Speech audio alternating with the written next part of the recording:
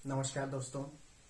सबसे पहले तो मैं माफी चाहूंगा कि पिछले वीडियो में हमने महान मरुस्थल और लघु मरुस्थल का फार्मूला तो देख लिया था, ट्रिक तो देख ली थी, लेकिन हमने ये नहीं देखा था कि इनका विस्तार कहां से कहां तक है।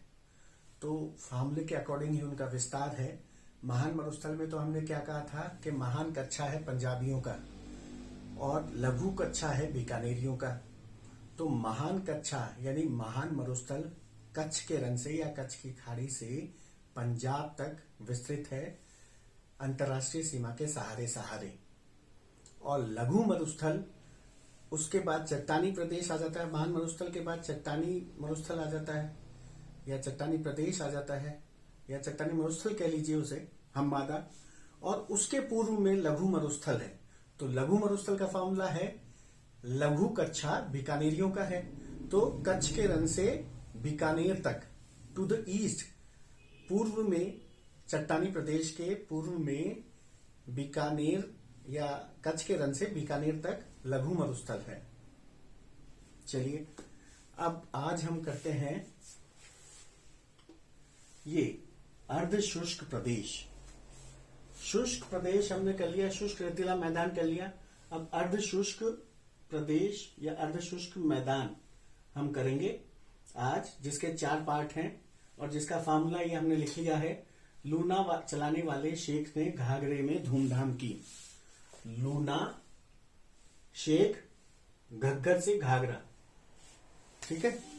अब आपको मैं ये बता दूं, ये आप देख ही रहे हैं, इसमें सब समझ में आ रहा है कि 25 सेंटीमीटर सीमा रेखा, समवर्षा रेखा, 25 सेंटीमीटर समवर्षा रेखा और 50 सेंटीमीटर समवर्षा रेखा के बीच वाला जो एरिया है, या कह दूं कि पश्चिमी रेतीले मैदान के पूर्व में और अरावली के पश्चिम में जो क्षेत्र पड़ता है वो अर्धशुष्क प्रदेश है। और उसका फॉर्मूला ये आपके सामने है। ये कितना किलोमीटर स्क्वायर में है? तो ये 75,000 किलोमीटर स्क्वायर में फैला हुआ है। कुल कितना था? कुल ये वाला एरिया, पश्चिमी मरुस्थल वाला जो एरिया है वो 1,75,000 था। 1,75,000 किलोमीटर स्क्वायर। उसमें से 75,000 किलोमीटर स्क्वायर अर्धशुष्क प्रदेश हुआ, तो 1,00,000 हो गया रेतीला शुष्क। ठीक है। और उस रेतीले शुष्क में से 59% याद कीजिए वो था बालुका स्तूप युक्त मरुस्थली और 41% था बालुका स्तूप मुक्त प्रदेश। ठीक है। अब इसमें हम देखें सबसे पहले लूनी का अपवाह क्षेत्र या लूनी जवाई का अपवाह क्षेत्र या लूनी जवाई बेसिन या गौडवार प्रदेश। इसको गौडवार प्रदेश भी कहते हैं। इसको ऐसे याद कर लीजिए कि लूनी एज इफ गॉड की दी हुई रिवर है इस मरुस्थल में। इस मरुस्थल में इससे महत्वपूर्ण कोई सी रिवर नहीं है, कोई सी नदी नहीं है, इसलिए ये गॉड की रिवर है, गॉड द्वारा प्रदत्त रिवर है। इसलिए गॉडवारी यानी गॉड वाली। वार जैसे बंसी वारे की जय, तो बंसी वारा यानी बंसी वाला, ब्रज भाषा में वारा हो जाता है। तो ये गॉडवार यानी गॉड वाली नदी, लूनी नदी। ठीक है। तो और इसकी सबसे महत्वपूर्ण ट्रिब्यूटरी या ट्रिब्यूटरी का मतलब सहायक नदी है जवाई नदी। ठीक है। तो लूनी जवाई का बेसिन जो कहलाता है वो गोडवार प्रदेश कहलाता है। इसके एरिया, इसमें कौन कौन से जिले शामिल हैं? तो पाली और जालौर, ये तो पूरे हैं। उसके अलावा हमें ये देखना होगा कि लूनी का जो बहाव है वो कैसे से कहां है। तो लूनी का पहले तो फॉर्मूला देख लो। लूनी का है फॉर्मूला लू ना आना कच्छे में। लू होता है पेशाब करना, इंग्लिश में लू करना। तो लू कच्छे में ना आए, लू ना आना कच्छे में। ना नाग पहाड़, आना सागर। लू ना आना कच्छे में, कच्छ के रन तक जाती है। ये सारा हम अपवाह तंत्र में करेंगे अच्छे से। अभी मैं आपको सिर्फ इतना सा बता देता हूं कि लूनी का जो उद्गम है वो अजमेर की नाग पहाड़ से या आना सागर से है। ठीक है। वहां से ये चलती है, पहले उत्तर की तरफ जाती है। ठीक है। जबकि जो ढाल है वो उत्तर पूर्व से दक्षिण पश्चिम है, याद कीजिए। लेकिन ये पहले उत्तर की तरफ जाती है क्योंकि पहाड़ियों से नीचे उतरती है। तो पहले ढलान नागौर की तरफ है, तो पहले नागौर में घुसेगी, फिर उसके बाद अजमेर से निकली, नागौर में घुसी, फिर उसके बाद नागौर के नीचे है पाली, पाली में आई, पाली के बाद जोधपुर में चली गई, और जोधपुर के बाद बाड़मेर में आई, और बाड़मेर के बाद जालौर में आई, और जालौर के बाद आगे गुजरात में कच्छ के रण में जाके समाहित हो गई या विलुप्त हो गई। ठीक है। अब उसी के अनुसार लूनी प्रदेश या लूनी बेसिन के जो जिले हैं वो हो जाएंगे। सबसे पहले अजमेर का कुछ भाग इसमें नहीं आएगा, बहुत कम भाग आएगा, and that is south and west, south western part, जैसे ब्यावर, पीसांगन वगैरह, पर इसको शामिल नहीं करते, बहुत कम क्षेत्र है। लूनी बेसिन में हम मूलतः शामिल करेंगे कौन से जिलों को? दक्षिणी नागौर से चालू करते हैं। ठीक है, दक्षिणी नागौर, पाली पूरा, जालौर पूरा, इधर जोधपुर, जोधपुर का दक्षिणी पश्चिमी, दक्षिणी पूर्वी भाग, और बाड़मेर का भी दक्षिणी पूर्वी भाग। तो दक्षिणी पूर्वी बाड़मेर और जोधपुर का। ठीक है, पाली और जालौर पूरे, और दक्षिणी भाग नागौर का, और पश्चिमी भाग सिरोही का, सिरोही का पश्चिमी भाग। ठीक है। तो क्यों? क्योंकि सिरोही से भी एक सहायक नदी लूनी की आती है, इस वजह से पश्चिमी सिरोही भी लूनी बेसिन का पार्ट है। ठीक है। अब ये देखो कि लूनी की सहायक नदियां अगर हम देखें तो उसका भी फॉर्मूला है हमारे पास, जौली, सखा, सुजा, बामे, गू। सखा जो है वो जौली नेचर का है, लेकिन वो सूज गया है, तो उसके उसके उसके अंदर गू जाए, गू हो। देखो, लू से शुरू हुआ था, गू से हम खत्म करेंगे। लू यानी टॉयलेट और गू यानी टट्टी। तो जौली, सखा, सुजा, बामे, गू, ये इसकी ट्रिब्यूटरीज या सहायक नदियां हो गई। जोजड़ी, लिलड़ी, जोली, सखा, सागेड़ी, खारी, ये हम सब कर लेंगे अपवाह तंत्र में। तो यहां इतना सा ध्यान रखना है कि लूनी और उसकी सहायक नदियों द्वारा ये क्षेत्र अपवाहित या उसके द्वारा, उसके बेसिन के द्वारा ये क्षेत्र पूरा कवर किया जाता है। इसका जो लूनी का, अब हम थोड़ा सा लूनी के बारे में जान लें कि लूनी बालोतरा तक जो है वो मीठा पानी है उसका, और बालोतरा के बाद खारा है। उसका ये कारण है कि वो बालोतरा तक तो पहाड़ी अपवाह है उसका, इस वजह से मीठा पानी है। बालोतरा यानी बाड़मेर में, ईस्टर्न बाड़मेर में, पूर्वी बाड़मेर में बालोतरा, और उसके बाद जो है उसका मरुस्थली अपवाह हो जाता है एक तो। दूसरा नमकीन चट्टाने हैं। ठीक है, वहां उनकी वजह से नमकीन हो जाता है पानी। और तीसरा, वहां तक जो रन ऑफ कच्छ है, कच्छ का रन है, वहां से बालू उड़ाई जाती है, वहां से नमक के कण उड़ाए जाते हैं और वहां तक निर्बाध रूप से पहुंचते हैं, तो वो नमक के कण भी उसमें डाले जाते हैं, इस वजह से भी नमकीन है। तो बालोतरा के बाद नमकीन है, बालोतरा तक मीठा है पानी लूनी का। ठीक है। अब लूनी नदी जो है, इसकी ट्रिब्यूटरी हमने कर ली, बालोतरा से आगे की हमने कहानी कर ली। अब अगर हम नमकीन की बात करें तो यहां इसके अलावा कोई अपवाह तंत्र है नहीं। ठीक है, नमकीन झील कोई है नहीं, पर कृत्रिम झीलें हैं, जो जैसे सरदार समंद, जसवंत सागर, हेमावास, इन सब का भी फॉर्मूला है अपने पास, है ना। वो सब हम अपवाह तंत्र में करेंगे। ये कृत्रिम झीलें बनाई गई हैं इसकी सहायक नदियों पे। ठीक है। अब कृत्रिमता यहाँ इंपॉर्टेंट नहीं है, अभी अपने को नेचुरल चीजों पे ज्यादा ध्यान देना है। और नेचुरल चीजों पे ध्यान दें तो यहाँ पे खारे पानी की झील भी है। ठीक है, खारे पानी की झील कौन सी है? उसका फॉर्मूला याद करो कि खारा हो जाता है पानी बालोतरा के बाद, और बालोतरा के आसपास है पचपदरा।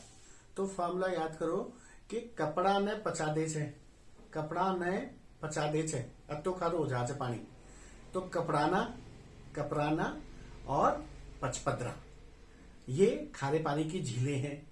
कहा? ये बालोतरा वाले क्षेत्र के आसपास ही हैं। ठीक है, तो ये खारे पानी की झीलें हो गई। कृत्रिम झीलें जो है वो मीठे पानी की झीलें हैं, वो इसकी जो सहायक नदियां हैं उन पे है। ठीक है। अब हम झीलों के अलावा अगर हम बात करें पहाड़ी क्षेत्र की, तो यहाँ पे पहाड़ी क्षेत्र भी पड़ता है। सिवाना और जालौर के ग्रेनाइट्स आपने सुने होंगे। सिवाना और जालौर के बीच में 56 पहाड़ियां हैं। 56 की पहाड़ियां कहलाती हैं, वो ग्रेनाइट की पहाड़ियां हैं। उसके अलावा माल्तो अठरियो यानी मलानी में रियोलाइट रायोलाइट की पहाड़ियां हैं। तो गुड़ा मलानी वो भी बाड़मेर क्षेत्र में है। सिवाना और जालौर में, सिवाना बाड़मेर में। तो सिवाना और जालौर के बीच में 56 की पहाड़ियां, ग्रेनाइट की पहाड़ियां, और मलानी में रायोलाइट की पहाड़ियां। और ये कैसी हैं? गुंबदाकार हैं, इंसलबर्ग जैसी हैं। इंग्लिश में इंसलबर्ग कह देते हैं इसे। तो ये पहाड़ियां हो गई, नदी हो गई, उसका झील हो गई, खारे पानी की झीलें हो गई, और मृदा तो यहाँ है ही, रेगिस्तानी तो है ही। और इस पूरे क्षेत्र को बांगर कहते हैं। पूरे क्षेत्र को बांगर कहते हैं क्योंकि ये सेमी एरिड है, पूरी तरह रेतीला नहीं है। ठीक है, बंगर चला सकते हैं यहाँ पे, तो that's why it is called Bangar. और वैसे विशेष तौर पे बांगर इस क्षेत्र को भी कहते हैं, शेखावाटी क्षेत्र को बांगर क्षेत्र कहते हैं। जैसे बांगर का धनी, याद कीजिए बांगर का धनी किसे कहा जाता है। ये सब हम बाद में करेंगे, शायद करें या ना भी करें। अगर आपको मेरे फॉर्मूला अच्छे लगे, आप लोगों के कमेंट अच्छे आए, आप लोगों ने मुझसे पढ़ना चाहा, तो हम आगे तक पढ़ेंगे, क्योंकि हर चीज का फॉर्मूला बनाया जा सकता है और मैंने बना भी रखे हैं, उससे आपको फायदा होगा। तो कमेंट करके मुझे बताइए कि आपको कैसा लग रहा है और क्या मुझे कंटिन्यू करना चाहिए। ठीक है, मुझे सलाह दीजिए और हम कैसे सुधार कर सकते हैं वो बताइए। ठीक है, चलिए, ये लूनी बेसिन हो गया। अब हम करते हैं नागौर उच्च भूमि। नागौर उच्च भूमि, जैसा कि नाम बता रहा है कि ये उच्च भूमि है। याद कीजिए, इस पूरे क्षेत्र का जो समुद्र तल से ऊंचाई थी वो 150 मीटर से 300 मीटर तक थी। ठीक है, लेकिन ये नागौर की जो उच्च भूमि है, ये इसकी ऊंचाई कितनी है? 300 मीटर। ये 300 मीटर, 300 मीटर से 500 मीटर तक, 300 मीटर से 500 मीटर तक इसकी ऊंचाई है, इसलिए इसको उच्च भूमि कहते हैं। नागौर में ये है, इसलिए नागौरी हो गई। तो नागौरी उच्च भूमि। ठीक है, नागौर उच्च भूमि।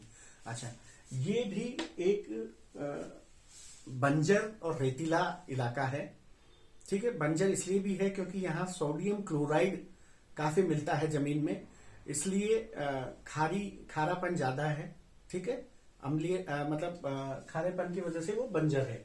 अच्छा, इसीलिए सोडियम क्लोराइड से नमक बनता है। तो आप देखो, नमक की झीलें यहाँ बहुत हैं। सांभर, डेगाना डीडवाना, डेगाना डीडवाना, या डैडी से कर लो, Degana Didwana, daddy, English daddy. तो सांभर, डेगाना डीडवाना और नावा कुचामन, ये यहाँ की खारे पानी की झीलें हैं। ठीक है, खारे पानी की झीलें जो है ये भी अपने आप में एक आंतरिक प्रवाह को डिपिक्ट करती है, आंतरिक प्रवाह के को बताती हैं।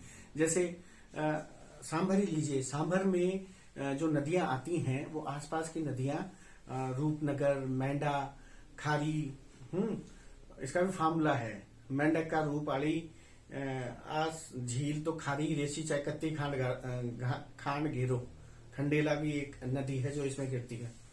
और सांभर झील जो है, ये आपको पता ही है, वो हम झीलों के दौरान करेंगे। ये पास यहाँ की झीलें हैं जो खारे पानी की झीलें हैं। अच्छा, पहाड़ियां भी हैं, लेकिन बहुत कम पहाड़ियां हैं यहाँ पे। जैसे पर्वतसर, नाम ही सजेस्ट कर रहा है कि पर्वत है, वहां पे पर्वत है। पर्वतसर, नावा कुचामन, इनमें भी छोटी छोटी पहाड़ियां हैं। ठीक है, तो नागौर उच्च भूमि के बारे में इससे ज्यादा आपको ध्यान रखने की जरूरत नहीं है। 3-4 बातें हैं, वो आप ध्यान रख लीजिए। इसके बाद अपन करते हैं शेखावाटी प्रदेश या राजस्थान बांगड़ प्रदेश भी कहते हैं इसे। ठीक है, ये आंतरिक जल प्रवाह का क्षेत्र है, यानी यहाँ पे भी जो नदियां हैं वो या तो वो विलुप्त हो जाती हैं या एक जगह इकट्ठे होकर कोई झील का निर्माण कर देती हैं। वैसे इसमें ज्यादा नदियां नहीं हैं, एकमात्र नदी कांटली नदी है, तो उसके बारे में हम बात करेंगे।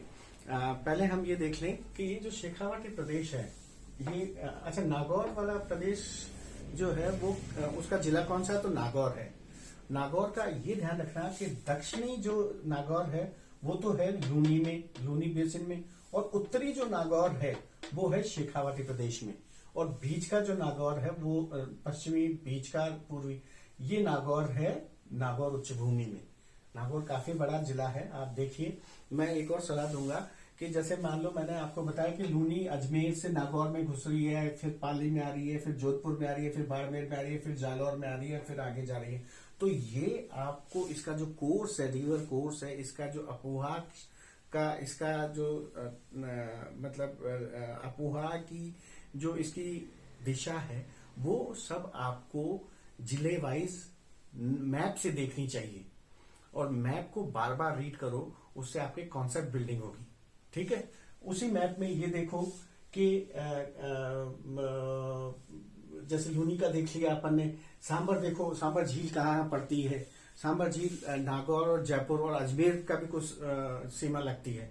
ठीक है, मतलब हर चीज को मैप में देखते हुए याद करोगे तो कॉन्सेप्ट बिल्डिंग होगी और अच्छे से चीजें याद होंगी। हम कर रहे थे शेखावाटी प्रदेश, इसको बांगड़ प्रदेश भी कहते हैं। ठीक है, अब शेखावाटी में कैसा है, ये भी रेत है, रेतीला है, बालू का स्तूप पाए जाते हैं। ठीक है, और बालू का स्तूप मेनली यहाँ बरखान टाइप के हैं। वैसे बरखान बालू का स्तूप हमने देखा था कि वो संपूर्ण राजस्थान में पाए जाते हैं, संपूर्ण रेगिस्तान में पाए जाते हैं, पर यहाँ पे मेनली बरखान प्रकार के बालू का स्तूप पाए जाते हैं जो अर्धचंद्राकार होते हैं। अब देखिए, बालू का स्तूप है, मिट्टी कैसी है, बलुई है, वर्षा कम है, इस वजह से ये आंतरिक प्रवाह का क्षेत्र है। बालू का स्तूप एक दीवार से बना देते हैं, बलुई मिट्टी उसको सोखती है और वर्षा कम होती है, तो इस वजह से आंतरिक प्रवाह का क्षेत्र है। ठीक है, अच्छा, अब हम ये देखें कि ये आंतरिक प्रवाह का क्षेत्र है। नदी कौन सी है यहाँ, तो एकमात्र नदी कांटली है। कहां से निकलती है, खंडेला की पहाड़ी से निकलती है और चूरू के राजगढ़ तहसील में जाके विलुप्त हो जाती है। सीकर, झुंझुनू और चूरू जरासा। ठीक है, उसका भी फार्मूला है हमारे पास, एंड दैट इज खान खांड गिरे चूरियू में, चूरियू यानी चूरमा। ठीक है, खांड यानी मीठी चीनी पुराने तरह की, तो कान यानी क्यों, किस लिए खांड गिर रहा है चूरमे में। ठीक है, पहले से ही काफी मीठा है वो। तो कान काटली, खांड खंडेला पहाड़ियां सीकर की, और चूरू, चूरू में जाके विलुप्त हो जाती है। अब कहा यह जाता है कि चूरू में कोई नदी नहीं बहती, लेकिन अगर सिर्फ एक जिला पूछे कि भाई किसमें नदी नहीं बहती, तो वो बीकानेर है। चूरू में फिर भी ये कांटली पहुंच जाती है। ठीक है, लेकिन बीकानेर में कोई नदी नहीं है। ओके, तो चूरू और बीकानेर, दो आए तो चूरू और बीकानेर, एक आए तो बीकानेर। ओके, तो आंतरिक अपवाह क्षेत्र है। अच्छा, कांटली हो गई। ठीक है, अब ये जो कुछ पहाड़ियां भी हैं यहाँ अजमेर के उत्तर पूर्व में, जब हम जाते हैं, अलवर में तो रेगुलर पहाड़ियां हैं, श्रृंखलाबद्ध हैं, लेकिन इस तरफ जाते हैं तो शेखावाटी में निम्न पहाड़ियां हैं। आप याद, अपन बाद में जब अरावली पहाड़ियां करेंगे तब देखेंगे, यहाँ पे निम्न पहाड़ियां हैं, है ना, छोटी छोटी अलग अलग थलग पड़ी हुई पहाड़ियां हैं, जैसे हर्ष की पहाड़ी हो गई, जोगनेर का पहाड़ हो गया, ये अलग अलग पहाड़ियां हैं। या चूरू में जहां जहां पहाड़ियां हैं वो अलग थलग पृथक पृथक पहाड़ियां हैं। अब पहाड़ियों के बीच में जो मरुस्थली बेसिन होता है उसको स्पेनिश भाषा में बोल्सन कहते हैं, और बोल्सन एक तरह से मरुस्थली बेसिन है जहां पानी मिलेगा, तो प्लाया झीलें भी कह देते हैं, इसे ही प्लाया झील भी कह देते हैं। इसी को वहां पे सर भी कह देते हैं, सरोवर, सर यानी तालाब, सर सरोवर एक ही बात है। जैसे अलसीसर, मलसीसर, सालासर, जस्सूसर, ये जैसे साला जासूस है, सालासर जासूस, जस्सूसर, अलसीसर, मलसीसर, ये फेमस स्थान है झुंझुनू के। तो इन प्लाया झीलों को, या इन जो पानी भर जाता है निम्न भूमि में, बालू का स्तूपों के बीच में निम्न भूमि में जो पानी भर जाता है उनको प्लाया झीलें कहते हैं। ठीक है, उन्हीं को वहां पे सर कहते हैं, और उनके मैंने आपको उदाहरण बताए। ठीक है। इसके अलावा वहां पे खारे पानी की भी झीलें हैं 2-3, जैसे ताल छापर, सुजानगढ़। तो सूजा ताल, क्यों सूजा यहाँ वाला ताल? क्योंकि ज्यादातर खारे पानी की झीलें कहाँ पड़ी थी? नागौर उच्च भूमि में छोटा एरिया और ज्यादा झीलें। शेखावाटी का बड़ा एरिया लेकिन कम झीलें। ठीक है। अच्छा, शेखावाटी में रीजन कौन कौन से आते हैं? तो शेखावाटी में सीकर, चूरू, झुंझुनू तो आते ही हैं, उत्तरी नागौर भी आता है, ये ध्यान रखिएगा। ओके। अच्छा, और खारे पानी की झीलें हो गई, मीठे पानी की झीलें हो गई। ठीक है।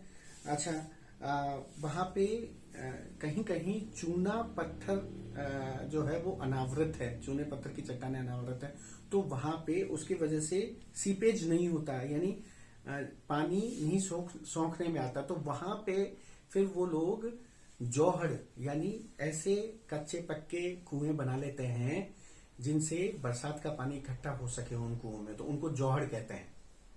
ठीक है। कहीं कहीं नाड़ा भी दे दिया जाता है, पर नाड़ा इज समथिंग डिफरेंट। नाड़ा एक तरह का छोटा तालाब होता है, राइट, दैट इज नॉट जौहड़। ओके। अच्छा, उसके अलावा अपन ये देखें कि विंड गैप्स होते हैं यहाँ पहाड़ियों में, विंड गैप्स हैं, मतलब वायु विंड गैप्स हैं, मतलब वायु घाटियां हैं, या वायु आने जाने के लिए थोड़ा सा गैप है पहाड़ियों में। ठीक है। अच्छा, शेखावाटी वाला प्रदेश हो गया पूरा। अब शेखावाटी वाले प्रदेश को कैसे याद रखेंगे? आपको एक के बाद एक बातें याद आनी चाहिए। जैसे पहले तो क्षेत्र बता दो। अच्छा, आपको अगर बढ़ाना हो इन चीजों को, अगर और बढ़ाना हो तो आप इनकी सीमाएं बता सकते हो। जैसे लूनी की उत्तरी सीमा नागौर अपलैंड, पश्चिमी सीमा 25 सेंटीमीटर सीमा रेखा और पूर्वी सीमा 50 सेंटीमीटर सीमा रेखा, दक्षिणी पश्चिमी सीमा गुजरात। इसी तरह नागौर उच्च भूमि की भी बता सकते हो, इसी तरह शेखावाटी की भी बता सकते हो, घाघरा की भी गग्गर की भी बता सकते हो, अगर बढ़ाना हो आपको। बाकी जरूरी नहीं है कि आप सीमाएं बताएं, उनके जो जिले हैं वो बता दीजिए, दैट इज सफिशिएंट। ठीक है। तो शेखावाटी में आपको कैसे तथ्य याद आने चाहिए? जैसे पहले तो आप बता दो कौन से जिले में है, फिर आप ये बता दो कि इसको बांगड़ कहते हैं, फिर आप ये बता दो कि बालूका स्तूप वगैरह हैं, तो अंतर आंतरिक जल प्रवाह का क्षेत्र है। बालूका स्तूप दीवार बना लेंगे तो आंतरिक जल प्रवाह आ जाएगा। आंतरिक जल प्रवाह है तो कौन सी आंतरिक जल प्रवाह की नदी है? तो वो कांतली है। अच्छा, कांतली नदी है तो वो पहाड़ी से निकलती है, तो इसका मतलब पहाड़ी के बीच में अगर कोई मरुस्थली बेसिन है और वहां पानी भरता है तो उसको बोलसन कह देते हैं, बोलसन को ही प्लाया कह देते हैं, प्लाया को ही सर कह देते हैं। सर सरोवर तो वो 2-4 तरह के सर, जो 4 उदाहरण दे दिए हमने वो सर हो गए। अब सर ले लिया तो हमको खारे पानी की झील भी लेनी पड़ेगी, तो खारे पानी की झील बता दी। अच्छा, वो बता दी तो कुएं बता दो। वहां की जो ट्रेडिशनल वे ऑफ जल संरक्षण है, वाटर कंजर्वेशन है, उसको आपने जोड़ कह दिया। और उसके अलावा विंड गैप्स होते हैं, क्योंकि पहाड़ियां अलग थलग पड़ी हैं तो विंड गैप्स हो गए। तो इस तरह से आप शेखावाटी क्षेत्र को याद रख सकते हैं। अच्छा, इसके बाद बचा घाघरा या घग्गर मैदान। घग्गर मैदान जो है वो गंगानगर और हनुमानगढ़ का 3/4 एरिया कवर करता है। अब घग्गर मैदान घाघरा के अलावा अगर पास्ट की बात की जाए, अगर चतुर्थक युग क्वाटरनरी एरा की बात की जाए, जिसमें प्लीस्टोसीन और प्लायोसीन काल होते हैं, उसमें आप गहराई में मत जाइए।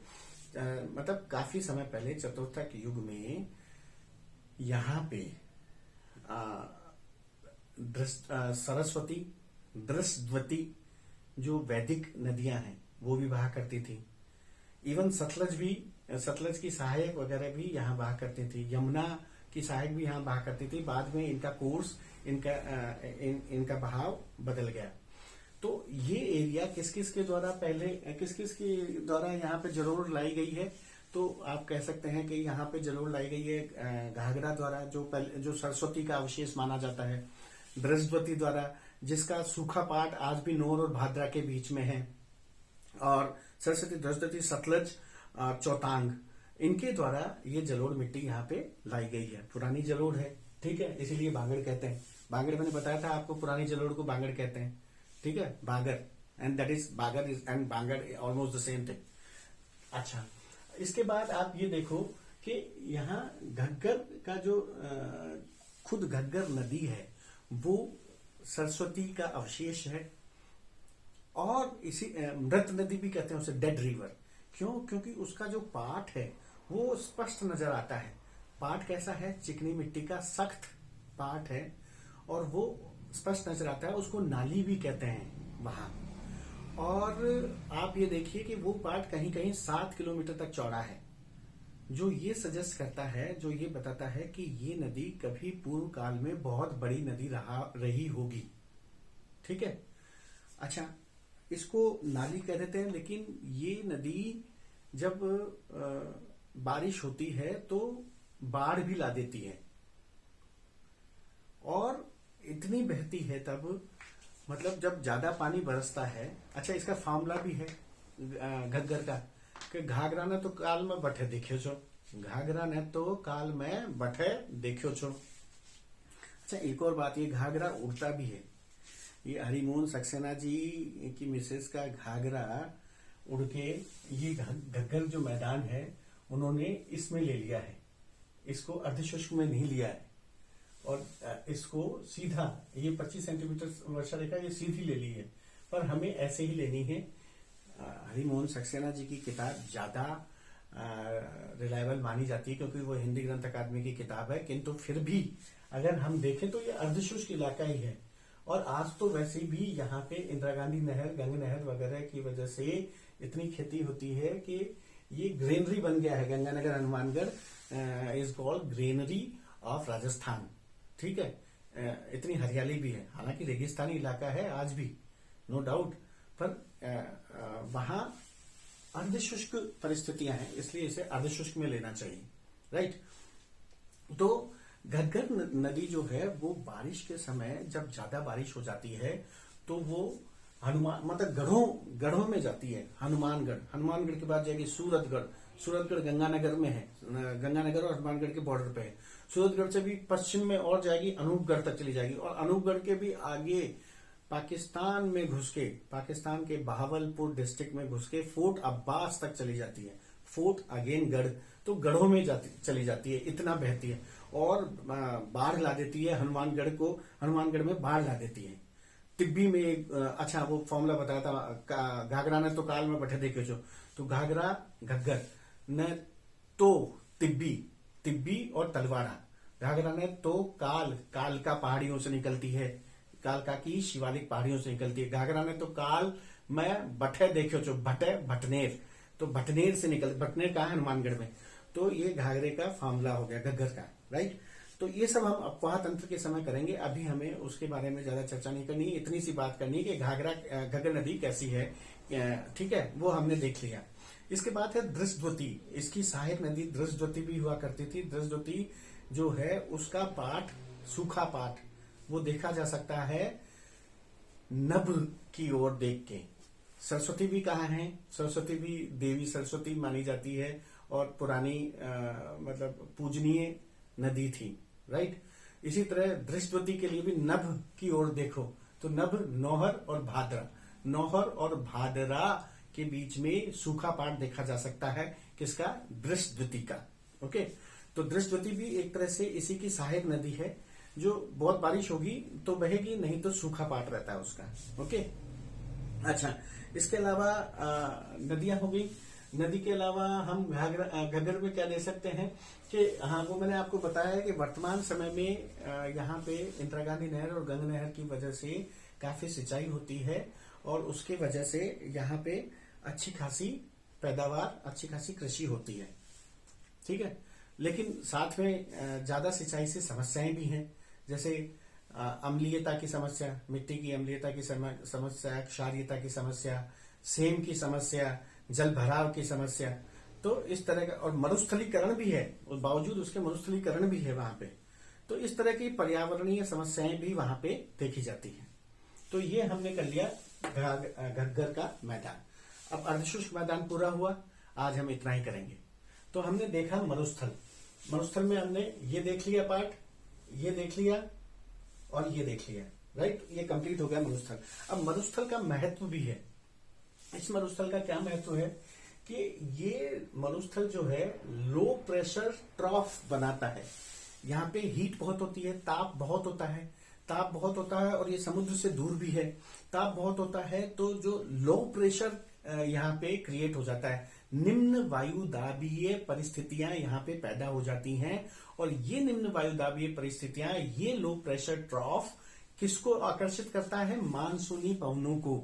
तो इसी की वजह से मानसून जो है उसकी दिशा निर्धारित होती है, और वो मानसून अरब की खाड़ी से भी इधर आता है और बंगाल की खाड़ी से भी इधर आता है, अरब सागर से भी आता है और बंगाल की खाड़ी से भी आता है। बंगाल की खाड़ी से अरक्कन योमा की वजह से इधर आता है, लेकिन मेन रीजन जो है वो लो प्रेशर ट्रफ है, and that is created because of excess of heat in this particular area. So it is responsible for in a way for attracting the monsoon winds in Indian subcontinent. तो ये एक तरह से मौसम को प्रभावित कर रहा है ये मरुस्थल। ठीक है, तो अब हम आज यहीं रोकेंगे। मैं चाहता हूं कि छोटे छोटे वीडियोस बनाऊं, या कैसे बनाऊं इसके बारे में भी आप कमेंट कीजिए, मुझे सलाह दीजिए, ताकि हम एक दूसरे को ज्यादा ढंग से बेनिफिट कर सकें। Thank you.